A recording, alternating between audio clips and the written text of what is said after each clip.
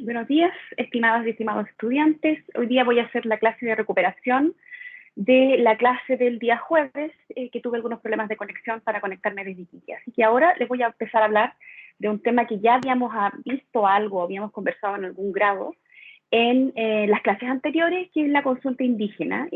Precisamente sobre la consulta indígena vamos a hablar hoy día, y en algunas clases más, sobre todo con respecto a la importancia que esta tiene.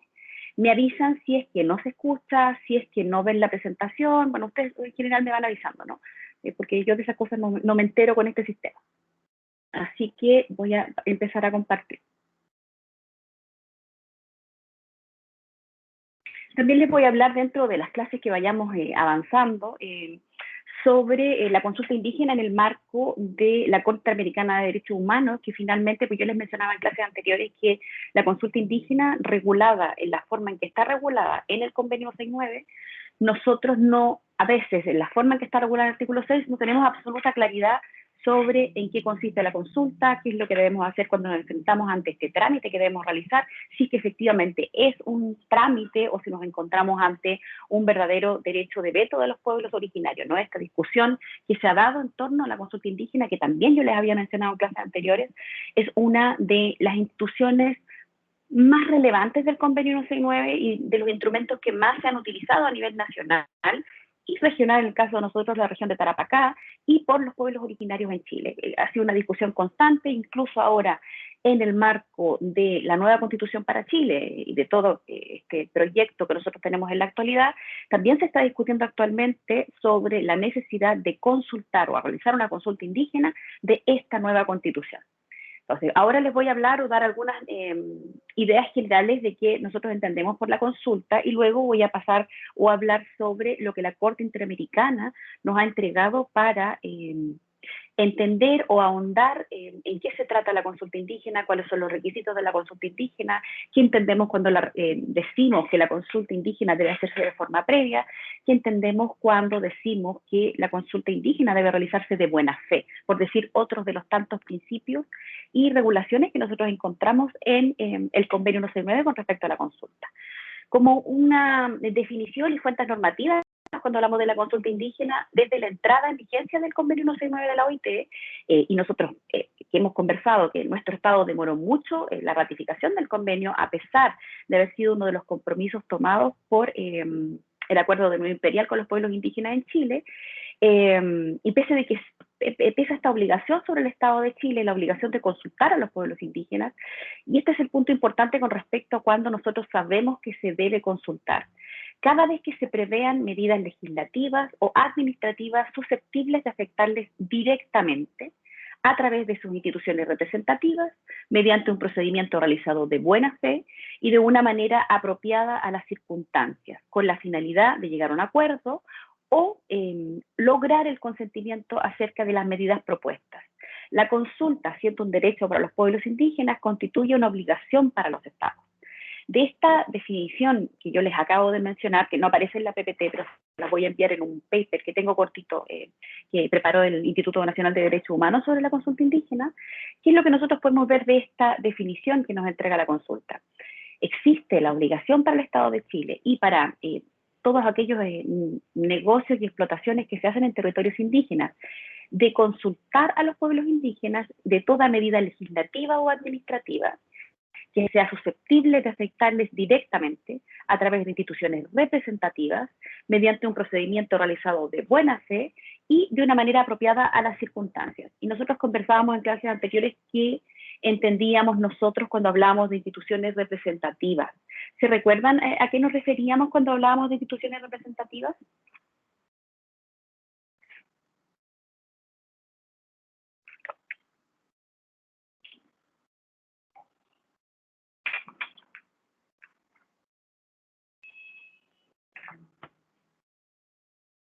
Yo les mencionaba, dígame. No, pues quería preguntar si, que no recuerdo muy bien, pero quería preguntarle si es más que nada sobre estas instituciones que se van creando, como hace poco fui pasando por, creo que O'Higgins en la calle, y salió fue por una casa, ¿cómo era? Casa de la mujer empoderada indígena, algo así. No sé si eso será una institución representativa. No lo sé en sí mismo, no conozco el lugar que me menciona, puede serlo, ¿no? Pero en general lo que nos referimos cuando hablamos de instituciones representativas, nos referimos a estas instituciones, grupos que son ancestralmente considerados como parte de la estructura de un pueblo originario. Es decir, puede ser, dependiendo del pueblo originario del que estemos hablando, el Consejo de Ancianos, puede ser la asociación de todos los indígenas del mismo pueblo en particular, etcétera. Pero esta idea de las instituciones representativas van a depender del pueblo que nosotros tengamos que consultar. Aquí es a lo que yo no me refiero, y por eso es que les hacía la consulta, para que ustedes hagan la distinción cuando se enfrenten a un proceso de consulta indígena. No me refiero, por ejemplo, a las instituciones creadas por la CONADI, porque en un principio, cuando se generó todo el proceso de la consulta indígena en Chile, es decir, cuando nosotros ratificamos el convenio 169, una de las consultas era cómo nosotros cumplimos con estos principios y qué entendemos por instituciones representativas.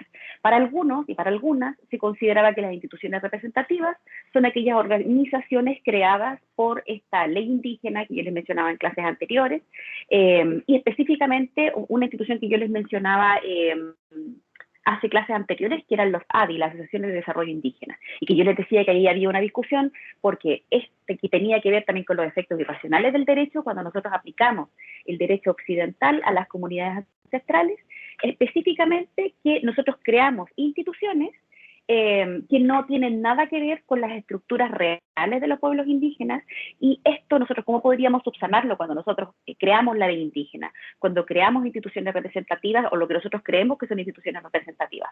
Tenemos que consultar y hacer participar a los pueblos indígenas. Quienes nos deben indicar cuál precisamente son quienes los representan. Y eso en la actualidad se está haciendo en los procesos de consulta. En los procesos de consulta, a fin de cumplir con este principio de que quienes sean consultados y quienes participen de esta consulta sean precisamente instituciones que representen a los pueblos indígenas que van a ser directamente afectados por esta medida legislativa o administrativa que les puede afectar directamente. Entonces, para que esa noción les quede de forma clara. Derecho-deber, porque nosotros cuando hablamos de la consulta indígena, hablamos de aquella institución que es tanto un deber como un derecho, y está recogido en el artículo 6 del convenio 169 que nosotros habíamos conversado sobre pueblos indígenas y tribales en países independientes, que yo les indicaba que sería bueno que lo tengan en su poder para que lo puedan revisar cuando estemos en clases o cuando ustedes vean esta clase, si es que no la están viendo ahora, la pueden revisar siempre con el texto, pero no sé si lo tienen a mano, entonces les voy a leer el artículo 6.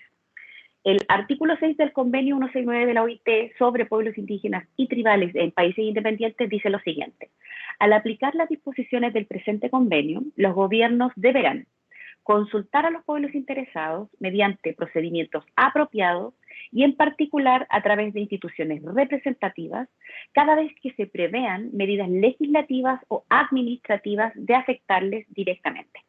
Y aquí en esta parte es interesante, es muy similar a la definición que yo les estaba, de texto que yo estoy ocupando del INDH, y se vuelve interesante esto que me habla de esta afectación directa a través de procedimientos apropiados, y en particular me dice de instituciones representativas, prevean medidas legislativas o administrativas.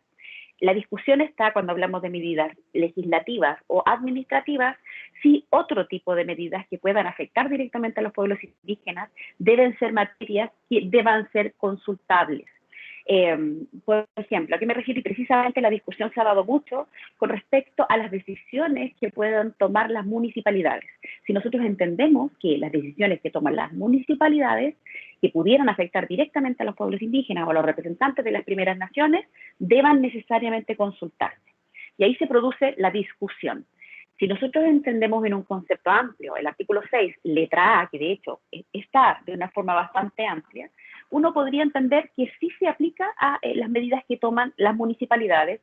Piensen, por ejemplo, a la decisión sobre un plan regulador, que sería muy relacionado con lo que está ocurriendo en Iquique, con respecto al plan regulador de nuestra ciudad, bueno, el que actualmente no tenemos uno, pero pensemos que se esté generando uno, y que de alguna manera pudiera afectar un territorio que ha sido ancestralmente ocupado y utilizado por pueblos indígenas, o alguna medida que la municipalidad pudiera tomar que pudiera afectar directamente a los pueblos indígenas. Y en este caso pensemos en tanto Iquique como Alto Hospicio y en general todas las comunidades que nosotros tenemos para el interior de Tarapacá, donde existe gran cantidad de población de primeras naciones, donde nosotros perfectamente podríamos haber afectado directamente a los pueblos originarios. O sea, ahí está la discusión. Según el decreto 66, que yo les mencionaba en clases anteriores, es el decreto que nosotros tenemos que regula la consulta indígena en Chile, quedarían especialmente excluidos los trámites que nosotros realizamos o las decisiones que toman las municipalidades. Si nosotros entendemos de forma amplia el artículo 6, letra A, entonces nosotros podríamos argumentar que si una medida que toma una municipalidad, a pesar de su especial naturaleza jurídica, que quizá ustedes ya han visto o han revisado, si nosotros entendemos si las municipalidades son organismos de carácter público, si entendemos que sus medidas se regulan por el Código del Trabajo, si se regulan por el Estatuto Administrativo, toda la discusión que se da con respecto a las municipalidades. Si nosotros entendemos el CEIA de forma amplia, nosotros debiéramos entender entonces que sí se aplica la consulta indígena. Como tenemos norma expresa en el decreto 66 que lo excluye, nosotros podríamos llegar a esto a discutirlo y por eso precisamente una de las cosas que vamos a discutir hoy o probablemente el jueves es la consulta indígena en el marco de esta Corte Interamericana de Derechos Humanos que yo les mencionaba que era muy importante y que sé que ustedes han visto con mucho detalle y muy bien con el profesor Dufré. La letra B del artículo 6 me indica que, bueno, con respecto a esta consulta y en la obligación y ese deber derecho que tienen los estados, establecer los medios en los cuales los pueblos indígenas puedan participar libremente, por lo menos en la misma medida que otros sectores de la población, y a todos los niveles en la adopción de decisiones de instituciones electivas o organismos administrativos y de otra índole responsables de políticas y programas que les conciernen. Esto tiene que ver precisamente con uno de los principales intereses del convenio 169, uno de los principales intereses del convenio 169, que yo les explicaba también al principio, dentro de las primeras clases, que explica por qué nosotros tenemos esta legislación que se ocupa de los intereses de las primeras naciones en un texto que es más bien de naturaleza del trabajo, de derecho del trabajo. Y tiene que ver primero con la participación que tienen los pueblos indígenas, porque uno de los puntos principales que contiene el convenio 169 son los derechos que tienen los pueblos originarios y los pueblos indígenas a participar económicamente de las actividades de desarrollo que se generan en sus territorios. ¿Por qué? Porque antes del convenio 169, incluso antes del convenio 107, con todos los defectos que tenía el convenio 107 de la OIT, los pueblos indígenas veían ocupados sus territorios para la explotación de ciertos recursos naturales y por otra parte no participaban económicamente de esos proyectos, como así tampoco participaban de la toma de decisiones en las cuales se generaban políticas públicas que podían afectarles derechamente.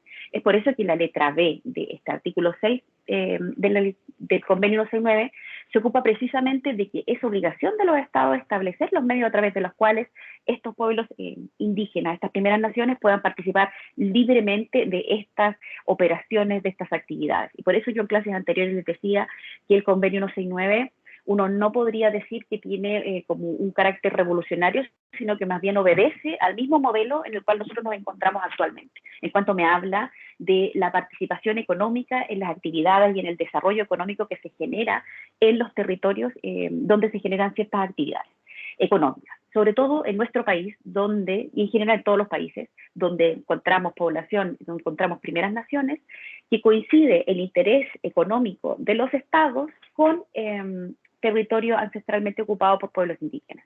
En el caso de nosotros, en el norte de Chile, principalmente el territorio del pueblo aymara, del pueblo quechua, del pueblo licantay, se encuentra afectado, ocupado tanto en sus fuentes y recursos naturales del agua como de territorio por las mineras en general de distinto tipo, ¿no? Y que finalmente nosotros obedeciendo a un modelo económico extractivo se produce este choque de interés que puede tener el Estado, que pueden tener los privados, con el interés que tienen los pueblos originarios, que tienen los pueblos indígenas.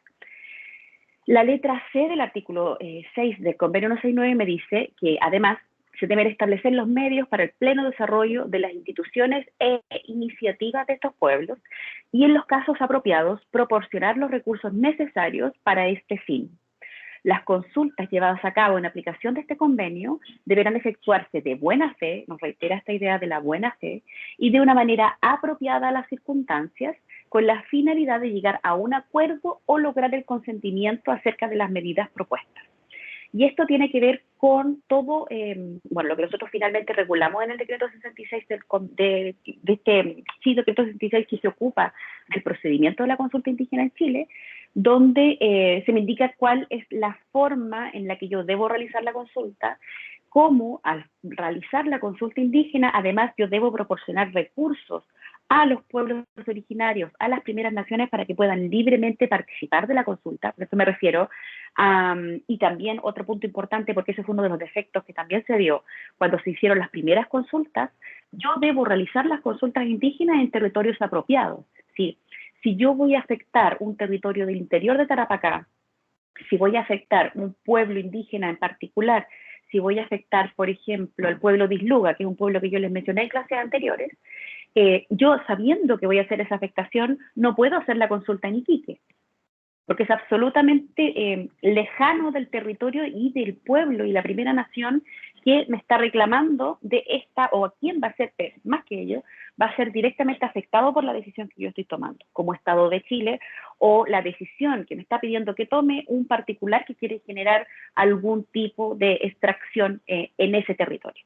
Porque otro tipo de extracciones que se dan en nuestro territorio es la búsqueda de gas, ¿no? Otros puntos para no hablar exclusivamente de la minería.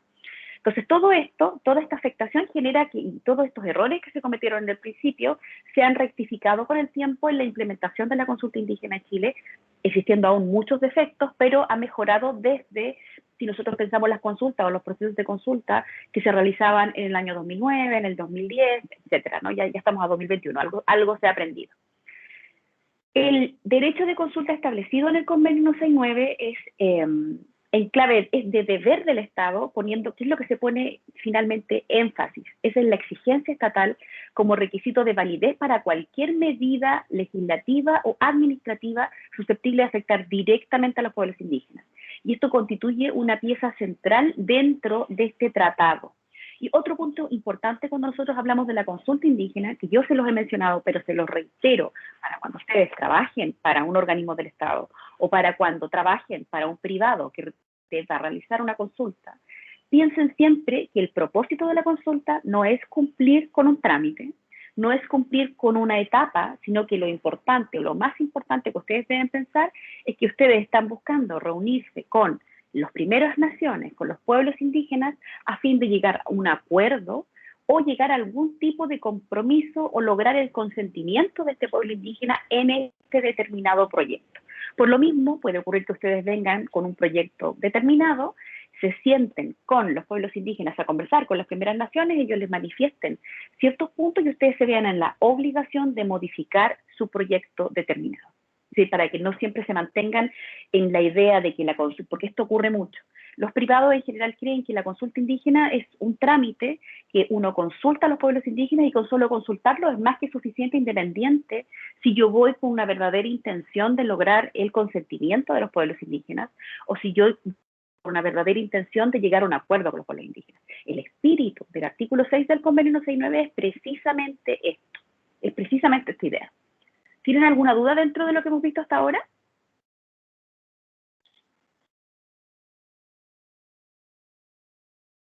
No, profe. Ya. Entonces les voy a mencionar, para ir ocupando un poquito esto de aquí. Ya. Casos muy relevantes sobre la consulta indígena que nosotros conocemos o que se ha visto en la Corte Interamericana de Derechos Humanos, y de hecho lo hace antes que nosotros ratifiquemos el convenio 169, a pesar, recuerden que nosotros desde el 89 estábamos en conversaciones de ratificar el convenio 169, es el caso Pueblo de Saramaca versus Surinam del 28 de noviembre del 2007. Y en este caso, la Corte Interamericana, bueno, y en este caso precisamente se refiere a este pueblo de Saramaca versus Surinam, había sido movido de su territorio ancestralmente ocupado por una decisión del Estado en particular, sin realizar una verdadera consulta a los pueblos indígenas, sino más bien habiendo realizado una especie de consulta sin, y es precisamente lo que les decía hace un rato, sin la intención efectiva de obtener el consentimiento, sin la intención efectiva de llegar a un acuerdo con los pueblos indígenas. O sea, se realizó sin seguir ninguno de los parámetros establecidos por el artículo 6 del convenio 169 de la OIT, y por lo tanto no puede entenderse que es una consulta indígena debidamente realizada. Esto es lo que dice la Corte Americana. Nos dice, la participación efectiva de los integrantes del pueblo Saramaca en los planes de desarrollo o inversión dentro de su territorio, el Estado tiene el deber de consultar según sus costumbres y tradiciones. Porque otra cosa importante de este caso en particular es que la forma en que se realizó la consulta no tenía nada que ver con las costumbres y tradiciones que tenía este pueblo de Saramaca. Eso se realizó nuevamente con esto que yo les mencionaba, con una intención solamente de generar una, como cumplir con el trámite de haber realizado la consulta. Además, se dice que es deber del Estado, cuando genera políticas de Estado que pueden afectar directamente a los pueblos indígenas, a las primeras naciones, debe aceptar y brindar información, comunicación constante entre las partes, porque en este caso, y en este caso, no sé si en este caso en particular, pero si nosotros estamos hablando de la intervención de un proyecto económico por parte de un privado, y por otro lado, el que va a afectar directamente a pueblos indígenas y primeras naciones, es deber del Estado el participar en esta consulta indígena a fin de mantener esta información y comunicación constante entre estas ambas partes, porque el objetivo de la consulta indígena es precisamente lograr el acuerdo, el consentimiento de los pueblos indígenas, no meramente realizar una trámite o decir que yo realicé la consulta y con eso considerar que yo he terminado con este deber. Porque bueno, y otro punto, si ustedes no lo ven desde el punto de vista de la obligación que nosotros tenemos internacionalmente por lo establecido en el convenio 69 y como Estado ratificante de ese convenio, es que además, si lo vemos incluso solamente desde el interés de los privados, si nosotros realizamos mal una consulta, significa que la vamos a tener que realizar de forma doble. Es decir, voy a tener que pagar 2 veces por realizar un trámite de consulta, cuando yo lo realizo mal. Entonces, incluso si a mí no tengo interés, no, por supuesto no es mi posición, si no tengo interés en lograr el consentimiento de los pueblos indígenas, si yo realizo mal la consulta, la tengo que realizar doble y tengo que pagar 2 veces. Incluso, eventualmente, el Estado de Chile tiene que responder ante la Corte Interamericana de Derechos Humanos por una consulta mal hecha, como es en el caso que estamos revisando en este caso. Además, y esta es una de las importantes cosas de este caso, se pronuncia sobre qué entendemos con esta idea de la buena fe. Las consultas deben realizarse de buena fe a través de procedimientos culturalmente adecuados y deben tener como fin el llegar a un acuerdo. Se debe consultar de conformidad a sus tradiciones y en las primeras etapas del plan de desarrollo o inversión. Entonces, aquí no solo se pronuncia sobre qué es lo que nosotros entendemos como una consulta realizada de buena fe, sino que también se refiere a qué entendemos por una consulta previa.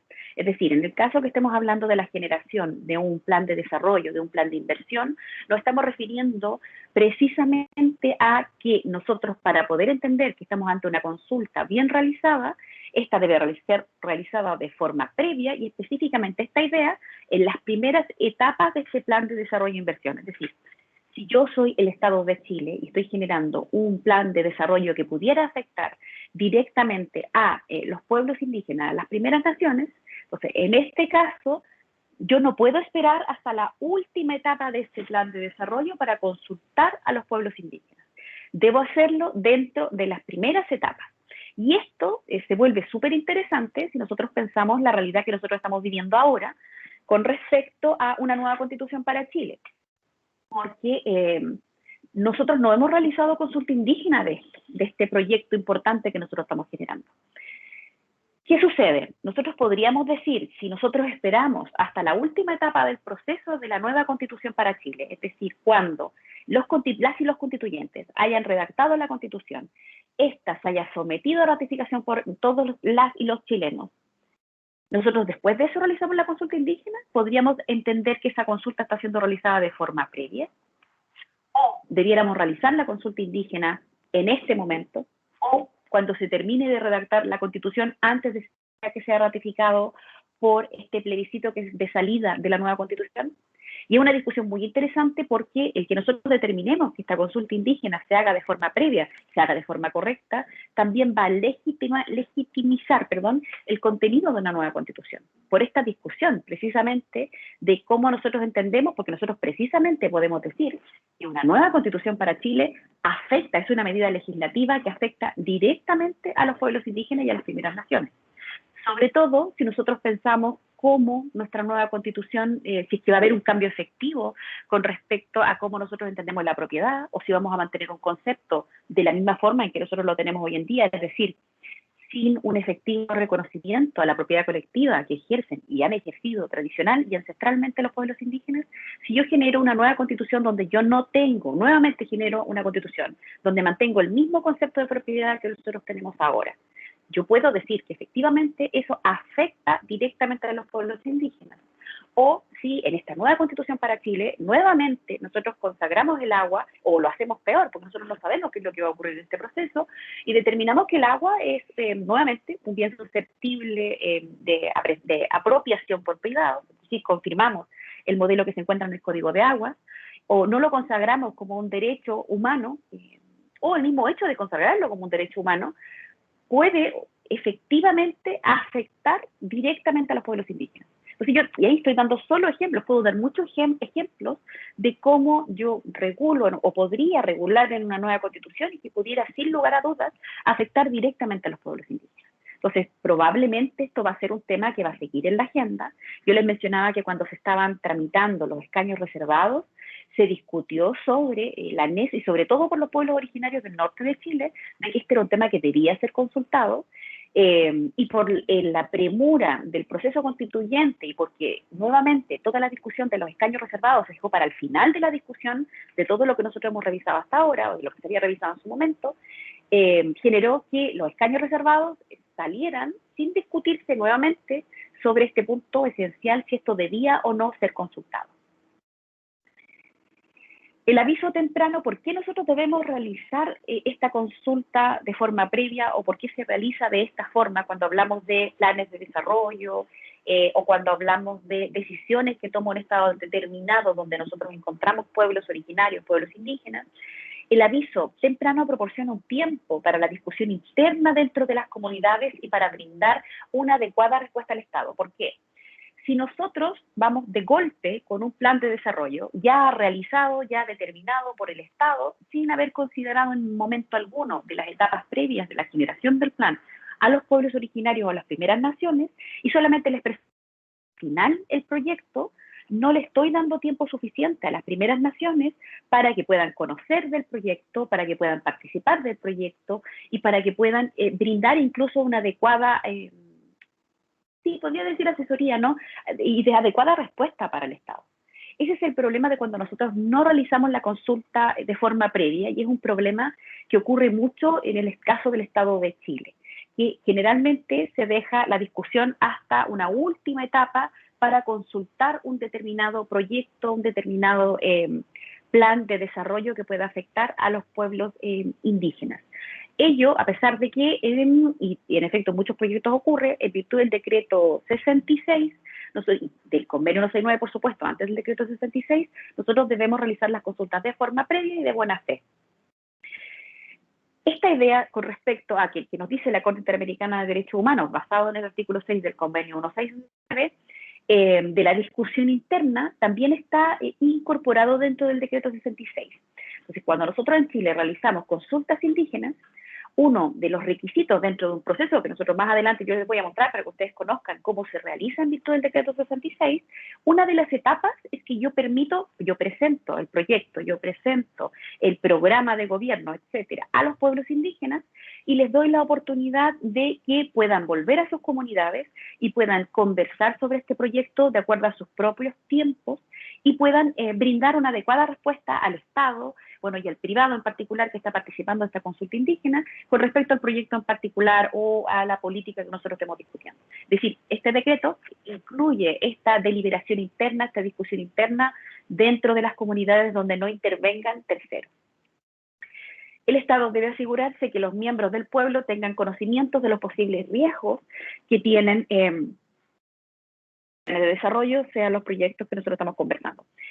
Y esto tiene que ver precisamente con, porque también para que la decisión que tomen los pueblos indígenas sea una decisión de carácter informada, ¿no?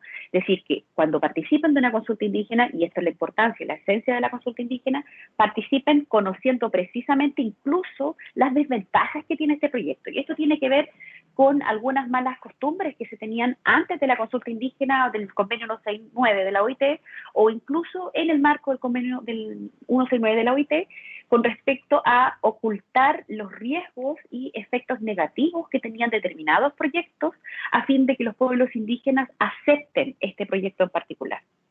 Ese era uno de los, sin conocer efectivamente que, claro, este proyecto tiene una serie de ventajas económicas, una serie de ventajas por ciertas medidas que se van a tomar beneficiando a los pueblos indígenas, pero por otro lado tiene una serie de riesgos. Eso es obligación, y la misma Corte Interamericana nos dice, en virtud del artículo 6 del Convenio 169, que cuando yo informo a los pueblos indígenas, debo informarles también de los posibles riesgos. Y recordemos que en el caso de los proyectos extractivos en el norte de Chile, son muchos los riesgos y de hecho nosotros tenemos permitido en nuestro marco regulatorio nacional actual, en virtud de nuestra legislación ambiental, el que nosotros podamos contaminar y nosotros pagamos por el derecho a contaminar. Es decir, a nosotros, ¿y esto por qué ocurre? Esto ocurre porque todo modelo económico basado en un modelo extractivista necesariamente debe generar algún grado de contaminación y debe generar algún daño en el territorio, en el agua, etcétera, ¿no? ¿Y cuál es lo que sí se exige a estos proyectos que nosotros sabemos que van a tener alguna consecuencia negativa o dañina en las comunidades indígenas, en territorio, y bueno, y en nuestro territorio también y en el agua que nosotros utilizamos día a día, se establecen ciertas medidas de compensación del daño que va a generar este proyecto.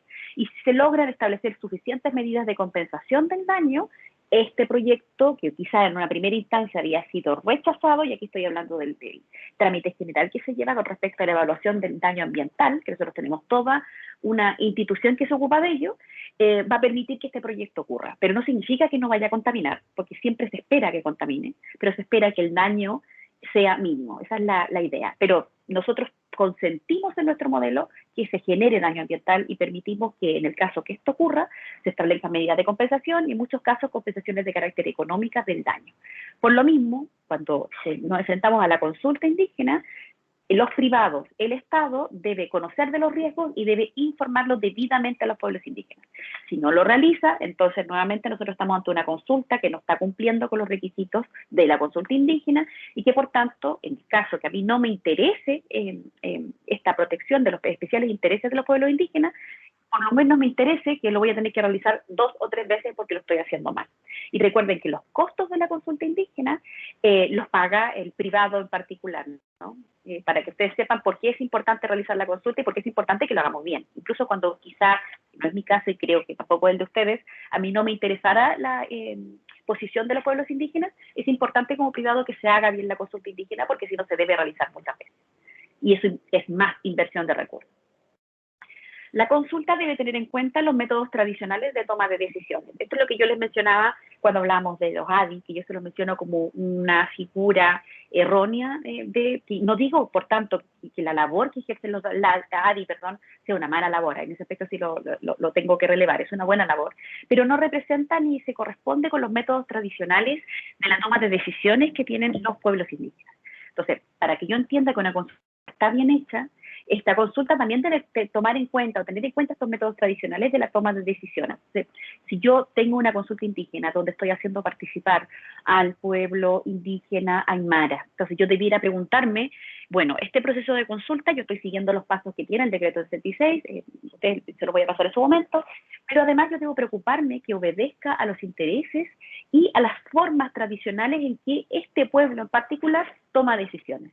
Si lo hace a través de un consejo de ancianos, si lo hace por la reunión del pueblo en su mayoría, y esto ocurre mucho en general en los pueblos indígenas, que las decisiones no se toman por mayoría, sino que se toman logrando el consentimiento de todos los miembros de esa comunidad. Y eso a veces genera que la toma de decisiones, como es un método tradicional muy distinto al método occidental que nosotros tenemos, o a estos criterios de eficiencia, rapidez, etcétera, que sobre todo nosotros vemos en los últimos cuerpos legislativos que se han generado en Chile, a veces genera como algún choque con respecto a los tiempos que puede tomar la consulta indígena, es decir, cuánto va a demorar una primera nación a través de sus métodos tradicionales para la toma de decisiones. Pero es fundamental que así sea para que yo entienda que nos encontramos ante una consulta que se realiza de una forma debida.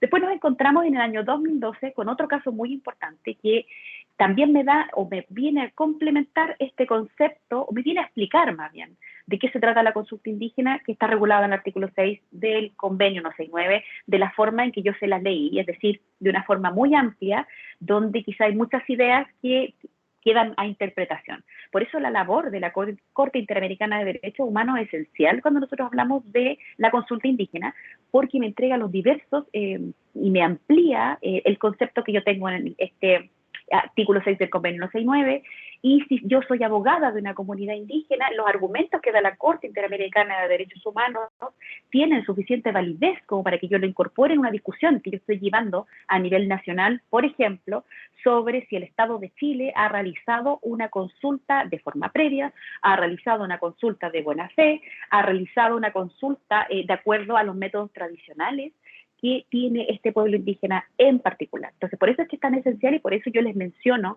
estos criterios de la Corte Interamericana, porque son argumentos que nosotros podemos dar cuando discutamos si una consulta indígena fue bien hecha. Este caso, el del pueblo quichua de Sarayaku versus Ecuador, del 27 de junio del 2012, la Corte Interamericana de Derechos Humanos consideró que cuando se trata de planes de desarrollo y de inversión a gran escala, esto tiene que ver con respecto a un proyecto que quería generar el Estado de Ecuador, pero necesariamente iba a afectar territorio ancestralmente ocupado por el pueblo quichua de Sarayaku. De este pueblo de plan de desarrollo a gran escala tendría un mayor impacto dentro del territorio indígena. El Estado tiene la obligación de obtener el consentimiento libre, informado y previo. Es decir, aquí la Corte me dice, si yo voy a afectar especialmente al pueblo, en este caso pueblo quichua, de Sarayaku, como lo voy a afectar precisamente y directamente al pueblo, y especialmente lo voy a afectar, yo puedo afectar al resto del pueblo ecuatoriano, pero especialmente afecta a este pueblo indígena, ya no basta con que yo realice una consulta con los criterios que yo mencionaba hace un rato, es decir, con la intención de llegar a acuerdo. En este caso, el Estado tiene la obligación de obtener el consentimiento libre, informado y previo, porque se consideró que en este caso, más que una consulta indígena, estábamos hablando de lo que yo les he mencionado en casos anteriores y que les digo que es un derecho mucho más amplio que el de la consulta indígena, que son los derechos participativos que regula el convenio 169. En este caso, yo debo obtener el consentimiento. ¿Por qué? Porque lo que implicaba la decisión que estaba tomando el Estado de Ecuador era mover al pueblo quichua de su territorio ancestralmente ocupado, porque requería ese espacio para generar este plan de desarrollo. Entonces, como esta decisión el Estado la tomó, no bastaba con realizar una consulta, incluso que esta consulta cumpliera con todos los requerimientos que yo les mencionaba anteriormente. En este caso, si yo debo mover a un pueblo, si una decisión que yo estoy tomando como plan de desarrollo del Estado implica necesariamente mover a ese pueblo indígena de su territorio, entonces en ese caso yo necesariamente debo obtener el consentimiento. No basta con la consulta indígena. Y es aquí donde se hace interesante, por estos dos casos que yo les menciono, la diferencia entre la consulta indígena y esta idea que yo les menciono del consentimiento. Un relator especial de la ONU nos determinó que es esencial el consentimiento libre, previo e informado para la protección de los derechos humanos de los pueblos indígenas en los grandes proyectos de desarrollo. ¿Por qué? Porque en estos grandes proyectos económicos de desarrollo generalmente coincide con territorio indígena, generalmente coincide con la afectación directa de los pueblos indígenas. Por ejemplo, en el caso, si nosotros pensamos de decisiones estatales que pudieran afectar directamente a los pueblos indígenas que actualmente no han sido consultadas, las decisiones que toma la Dirección General de Aguas con respecto al cuidado incluso en la concesión, que da a privados del agua o en su caso cierre de ciertos cauces de agua sin reconocer la situación excepcional y especial de los pueblos indígenas. En ese caso es una decisión que a mi parecer y de parecer de muchos en este caso se requiere que debiera haberse obtenido el consentimiento de los pueblos indígenas y ni siquiera fue consultado. En cuanto en general, lo que siempre les digo, coinciden los planes de desarrollo coinciden los planes de ejecución de nuevos proyectos económicos con territorios abiertamente utilizados por los pueblos indígenas, territorios ancestralmente ocupados por los pueblos originarios. Otros organismos internacionales han señalado que adicionalmente a otros mecanismos de consulta, los estados deben obtener el consentimiento de los pueblos indígenas para llevar a cabo planes de desarrollo e inversión a gran escala. Nuevamente porque coincide, o la afectación de esto, la generación, perdón, de estos planes de desarrollo e inversión a gran escala afectan siempre o precisamente a los pueblos indígenas. Dígame, Lucas. Profe, que me surgió la duda de que los pueblos indígenas no tienen responsabilidad. Por ejemplo, llegan a un acuerdo sobre el uso de agua con una minera, pero ese acuerdo de uso de agua va a afectar a los agricultores de la zona. Por ejemplo, ellos no tendrían responsabilidad ahí porque, claro, de repente los pueblos indígenas tienen el derecho de agua porque viven ahí ancestralmente. Usted dice en el caso de que los pueblos originarios lleguen a un acuerdo sobre el uso del agua, y es un agua Claro. que está como en la parte superior y que por tanto va a afectar al resto de los agricultores que no son indígenas o que no se identifican como indígenas. Exactamente. Sí, es una discusión que se da mucho, pero ¿por qué esto ocurre? Porque de hecho sí ocurre, bueno, ocurrió, porque en la actualidad no se puede porque nuestra cuenca está cerrada, es decir, nosotros ya no, salvo los derechos que ya se encontraban constituidos, no hay generación de nuevos derechos. Esto ocurre porque nosotros tenemos un marco normativo que es un marco normativo de regulación del agua absolutamente neoliberal y que permite que nosotros entendamos el agua como un bien susceptible de apropiación por privados. Esto permite, y esto combinado con la misma ley indígena, con el artículo 64, que da derechos especiales sobre el agua a los pueblos originarios, que algunos miembros de pueblos originarios puedan vender los derechos de agua o, en su caso, puedan permitir la utilización de estos derechos de agua por privados, precisamente por las mineras. Esto ocurre, ¿no? Y esto tiene que ver con estos derechos participativos, tiene que ver con la participación económica que tienen los pueblos indígenas y la intervención que hacen privados en esos territorios. Es una discusión sumamente interesante, se da mucho, porque si yo lo veo desde el punto del estatuto de derecho privado y de propiedad privada, no habría una mayor discusión, porque yo diría, bueno, es que esa comunidad es dueña de esos derechos de agua, y siendo dueña de esos derechos de agua puede ejercer todos los derechos que se da como un derecho real, ¿no? A explotarlo, utilizarlo, venderlo, concesionarlo, etcétera, ¿no? Como también lo hacen los privados en general. El tema es que eso ocurre porque nosotros tenemos este marco normativo en el Código de Aguas, tenemos esta regulación en la ley indígena que me hace o ha desvirtuado ciertos criterios y ciertos principios de valoración comunitaria del agua, es decir, no verla como un recurso, sino que verla como un elemento de la naturaleza. Pero esto ocurre, y no es algo que ocurra antojadizamente, es porque el sistema nos ha hecho pensar de esa manera a todos, no solamente en el ejemplo que usted me da. Y es una discusión que se da mucho con respecto a los derechos de los campesinos, que no se consideran parte de un pueblo indígena, y los derechos de los pueblos indígenas en territorios que actualmente son ocupados tanto por campesinos como por pueblos indígenas. Y una discusión es difícil de saldar o de encontrar una solución específica, porque cuando nosotros hablamos de pueblos indígenas también hablamos de, bueno, la bebida histórica, todo lo que nosotros conversamos como en el tiempo, ¿no? Pero ocurre lo que ocurre en Perú, donde la justicia campesina, o lo que se ha tratado de dar una solución de este choque de intereses entre los campesinos, que también se encuentran en una situación mermada, y los pueblos indígenas, es que hacen una regulación del derecho campesino, que incluye tanto los intereses de los pueblos indígenas, reconociéndoles, por supuesto, su especial característica, su legitimidad, y por otro lado los derechos de los campesinos. Pero es una situación difícil, ha sido una discusión que se ha debatido mucho en Bolivia, que se ha discutido mucho en Perú, que se ha discutido mucho en Ecuador, etcétera. Es decir, cómo nosotros congraciamos los intereses y los principios de protección de las primeras naciones con otro grupo que también se encuentra en una situación mermada, que son los campesinos que aún se mantienen en el territorio, que no se consideran o se autoidentifican como parte de este pueblo indígena en particular. Es una discusión súper interesante y claro, yo puedo tratar de dar alguna solución, pero es una solución difícil de discutir actualmente. ¿Tienen alguna otra duda sobre lo que hemos revisado hoy día? No tenía otra duda, era eso, ¿no? Que creí que había una regulación o algo así. Gracias. No, es un tema complejo de debatir.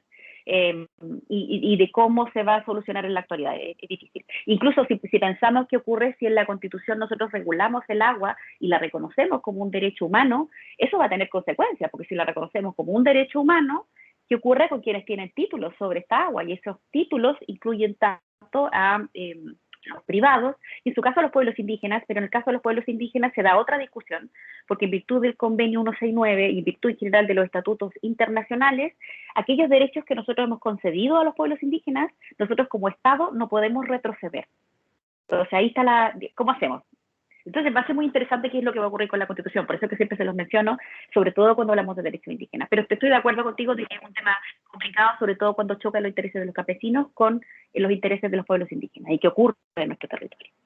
Ya, nosotros tenemos clase el jueves, en este mismo horario, porque esta clase era de recuperación de la clase del jueves pasado. Así que si no tienen ninguna otra duda, voy a dejar la clase aquí. Espero que haya sido de su interés y vamos a estar conversando con respecto a cuándo tenemos la evaluación, ¿no? La evaluación del convenio 169. No me recuerdo cuándo teníamos la fecha de evaluación. ¿Se recuerdan ustedes?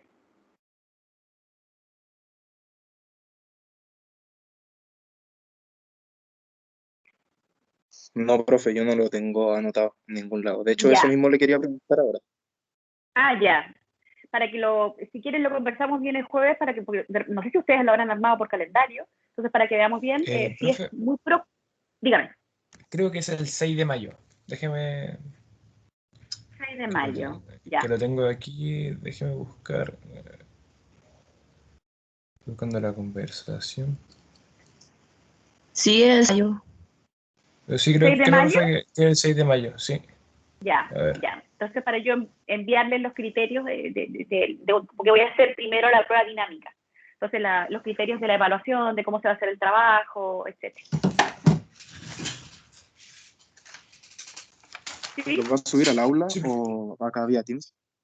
Lo voy a subir al aula, les voy a subir igual que lo he hecho en todas mis cátedras, les voy a subir las guías generales del trabajo y les voy a subir una rúbrica para que sepan cómo los voy a evaluar y las voy a evaluar.